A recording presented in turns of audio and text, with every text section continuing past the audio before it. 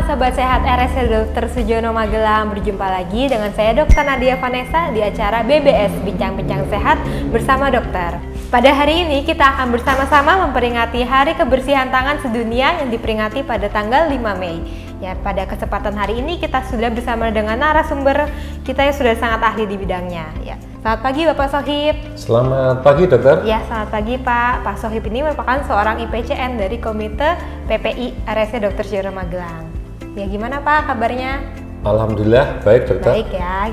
Jadi mungkin sebelumnya kita bisa bincang-bincang dulu nih Pak terkait dengan apa itu sih Komite PPI dan IPCN Pak. Ya. Di rumah sakit kita mempunyai komite PPI, kalau disebut kita KPPIRS, dengan organisasi dengan ketuanya Dr. Tata Premiawan SPPD.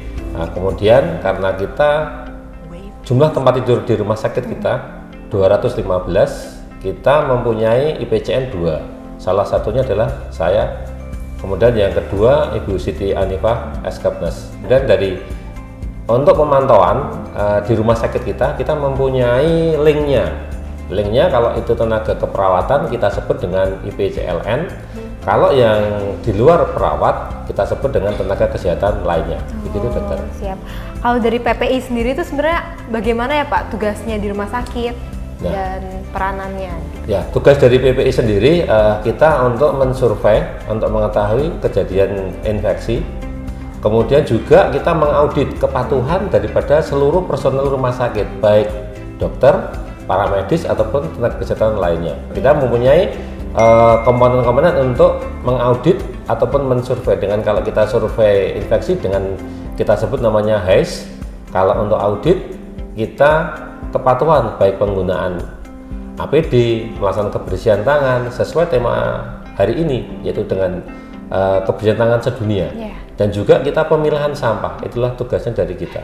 Oh iya baik, jadi dari Komite Pencegahan dan Pengendalian Infeksi ya Pak? Iya. Jadi memang tugasnya mencegah dan mengendalikan infeksi yang mungkin timbul di rumah sakit ya Pak? Iya. Ya baik, itu untuk PPI-nya. Kalau dari IPCN sendiri singkatan dari apa ya Pak itu? IPCN adalah Infection Prevention Controlling Nurse. Oh iya siap.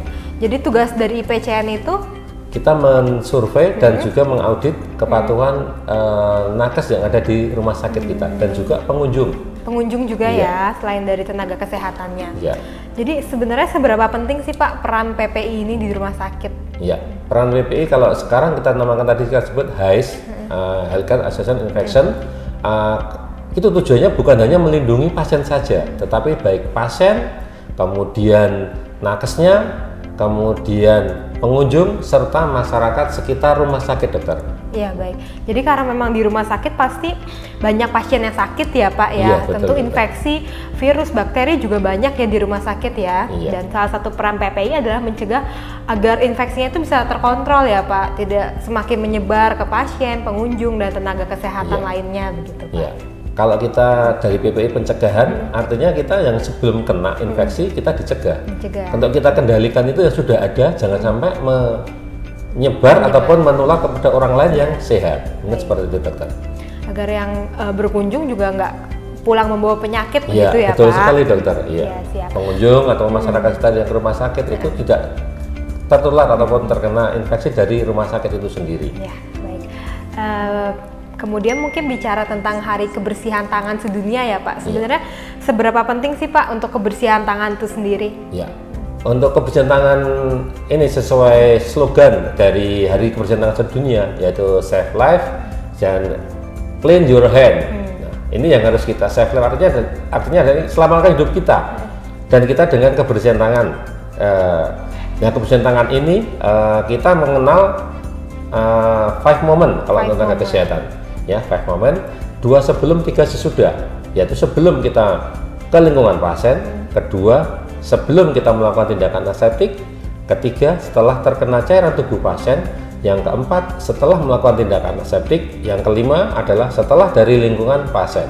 Kita wajib melakukan kebersihan tangan. Aplikasi di lapangan mungkin bisa lebih dari ini dokter. Jadi kita sebelum menggunakan APD kita melakukan kebersihan tangan. Setelah melepas APD kita juga melaksanakan kebersihan tangan. Nah, untuk kebersihan tangan sendiri kita ada 6 langkah. 6 langkah. Ya, 6 langkah kebersihan tangan. Kalau di kita sendiri, kita untuk memudahkan mengingat itu dokter, jangan sampai kita lupa. Nah, kita mempunyai jembatan keledai dengan kata-kata adalah tepung selaci ibuku. Itu gimana tuh? Ya, tepung selaci ibuku. Itu telapak tangan, ya, telapak tangan kita ratakan, kemudian punggung tangan, kemudian sela-sela, kemudian kunci, ibu jari, kemudian ujung kuku. Nah, di sini perlu kita ingat untuk tenaga kesehatan dokter, mungkin tenaga kesehatan semuanya pada saat melakukan tindakan itu tidak boleh menggunakan cincin. Ya, mungkin kalau yang dokter Vanessa mungkin tidak boleh menggunakan perhiasan. Jam gitu juga ya, jam tidak boleh. Kenapa seperti itu? Nah, untuk perhiasan ataupun jam tangan di situ tempatnya akan lembab. Nah, kalau tempat lembab itu akan menjadi koloninya bakteri di situ. Nah, kalau kita koloni bakteri kita melakukan tindakan ke pasien tanpa melakukan kebersihan tangan, jangan sampai kita malah menularkan ke pasien. Ingat seperti itu dokter. Nah, perlu diingat bahwasanya kalau kita melakukan kebersihan tangan ada 2 cara, satu dengan hand sanitizer atau hand scrub yang seperti ini, kemudian atau dengan bisa menggunakan air mengalir. Air mengalir. Lah, kapan saat kita menggunakan air mengalir? Nah, pada saat tangan kita kotor dok. Mungkin habis tindakan kebetulan kok tangan kita kotor, ya harus kita menggunakan air mengalir, jangan menggunakan hand sanitizer. Nah, kita ulang lagi untuk tepung selaci ibuku tadi, saat kita sebelum melakukan tindakan atau setelah melakukan tindakan. Apabila kita setelah melakukan tindakan, kita tidak diperkenankan menggunakan telapak tangan untuk memompa hand sanitizer, tapi bisa menggunakan samping ataupun punggung tangan. Nah, memompanya ini pun tidak terus kita seenaknya sendiri, cukup 1 pompa. Contohnya seperti ini, kita cukup 1 pompa saja, ya, 1 pompa saja sudah keluar. Itu telapak tangan kita ratakan. Waktunya adalah kalau menggunakan hand sanitizer 20 sampai 40 detik. 20 sampai 40 ya. Ya, kalau menggunakan air mengalir adalah 30 sampai 60 detik. Lebih lama ya. Ya, lebih lama. Ini kita ratakan yang pertama, 1, 2, 3, 4. Kemudian punggung tangan kita 1, 2, 3, 4 gantian 1, 2, 3, 4. Kemudian sela-sela 1, 2, 3, 4. Untuk sela-sela tidak dibuka tapi benar-benar dirapatkan. Kemudian kunci 1, 2, 3, 4. Setelah kunci kemudian ibu jari 1, 2, 3, 4 gantian 1, 2, 3, 4. Kemudian ujung kuku atau ujung jari 1, 2, 3, 4. 1, 2, 3, 4. Untuk diketahui para nakes semuanya yang ada di sini, bahwasanya dikatakan ujung kuku kalau nakes kukunya tidak boleh panjang, harus pendek ya. Harus pendek ya. Karena apa? Kuku kalau panjang berarti tempat untuk berkembang biaknya bakteri atau kuman.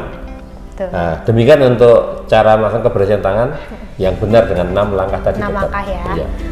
Kan kita bicaranya kebersihan tangan ya Pak, bedanya dengan cuci tangan biasa itu gimana Pak? Nah, ini pertanyaan yang sangat bagus sekali dokter, bahwasanya kita sering melakukan cuci tangan dan atau kebersihan tangan. Kalau di PPI kita menyebutnya kebersihan tangan.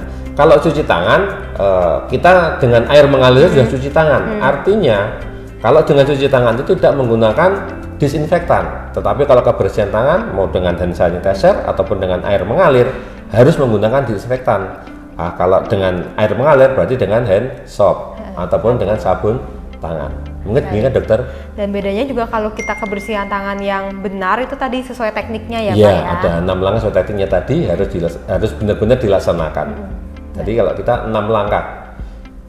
Gitu dokter. Ya, dengan 5 momen ya. 5 momen. 5 momen.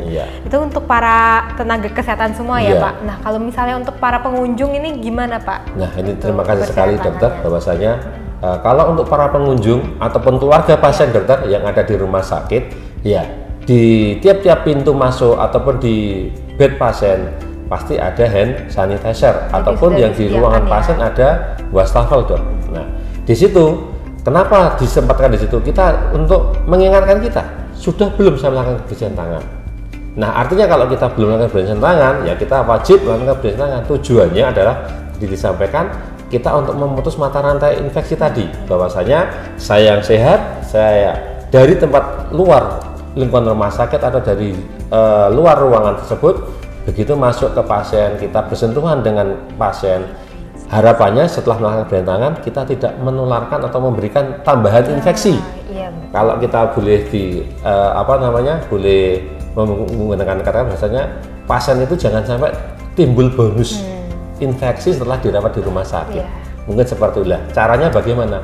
Caranya melaksanakan kebersihan tangan. Kebersihan tangan ini sudah dari WHO sendiri, Organisasi Kesehatan Dunia, bahwasanya kebersihan tangan adalah kegiatan yang sangat-sangat murah tetapi dapat memutus mata rantai infeksi. Dampaknya sangat besar. Dampaknya sangat besar sekali. Untuk itu teman-teman nakes semuanya kita wajib melaksanakan kebersihan tangan 5 momen tadi. Harus melakukan kebersihan tangan.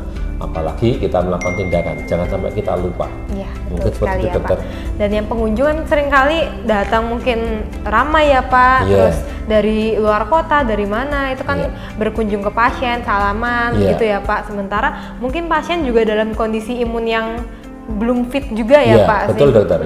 Jadi kalau datang dari luar bisa ketambahan tadi ya penyakitnya. Jadi penting untuk para pengunjung juga kita cuci tangan jika ingin mengunjungi saudara atau teman kita yang sedang sakit ya.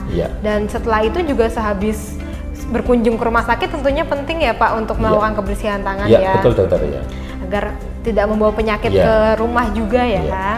Gitu. Mungkin ada lagi Pak yang penting nih yang mungkin para masyarakat harus tahu juga mengenai kebersihan tangan. Terima kasih dokter. Nah ini untuk para masyarakat baik keluarga ataupun pengunjung yang berkunjung ke rumah sakit manapun, sebelum masuk ke ruangan kita harapkan sebaiknya untuk kesehatan keluarga yang kita kunjungi dan kita sendiri, kita sebelum ke pasien wajib kita melakukan kebersihan tangan baik dengan hand sanitizer ataupun dengan air mengalir. Dan setelah selesai ya kita juga wajib atau mau pulang juga melakukan kebersihan tangan ya. Jangan lupa setelah sampai di rumah ya kita juga melaksanakan kebersihan tangan kembali. Sebaiknya lagi semua baju sudah berganti sebelum setelah sampai di rumah. Kebersihan tangan kemudian berganti pakaian yang untuk kita berkunjung ke rumah sakit. Mungkin kita pesannya untuk seluruh lapisan masyarakat seperti itu dokter. Ya baik, apalagi juga di RST sendiri kita sudah menyediakan ya Pak ya, jadi tidak ada alasannya tidak ada tempat cuci tangan, tidak ada hand sanitizer-nya karena semuanya sudah sesuai dengan prosedurnya ya Pak, standar yang berlaku sudah ada di setiap ruangan, di bed pasien juga sudah ada. Ya mungkin begitu ya Pak untuk bincang sehat kita hari ini. Tadi pentingnya menjaga kebersihan tangan itu untuk pasien, untuk diri kita sendiri dan juga untuk keluarga kita di rumah juga ya Pak. Betul dokter ya. Baik, semoga dengan materi kali ini bisa sama-sama menyadarkan kita kembali pentingnya cuci tangan, jangan disepelekan ya Pak. Dengan seperti perilaku yang sederhana namun dampaknya ternyata sangat besar gitu ya. Iya. Mungkin ada pesan terakhir atau slogan Pak untuk hari kebersihan tangan ini. Ya.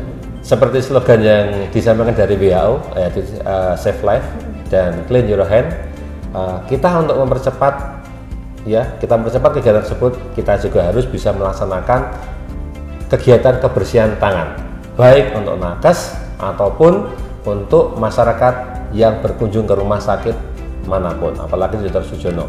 Bila mana tidak ada alat kebersihan tangan, silahkan tanyakan kepada perawat atau nakes yang ada di sekitar di situ untuk tempat mana untuk melakukan kebersihan tangan ya, sehingga kita selaku pengunjung warga rumah sakit semuanya diberikan kesehatan, kita terhindar ataupun mencegah terjadinya infeksi pada pasien itu sendiri ataupun kita. Demikian apa yang saya sampaikan dokter? Siap, mungkin saja. Clean your hands, save life ya. Untuk para sobat semua bisa dibagikan materi pada hari ini kepada teman-teman, saudara atau saling mengingatkan ya jika sedang berkunjung ke rumah sakit untuk tetap dijaga kebersihannya sehingga nanti juga tetap bisa sehat, bisa sembuh kembali dengan baik. Ya mungkin saya akhiri perbincangan kita pada pagi hari ini. Saya Dr. Nadia dan Pak Sohib. Saya sebagai Perimba pamit undur diri. Terima kasih.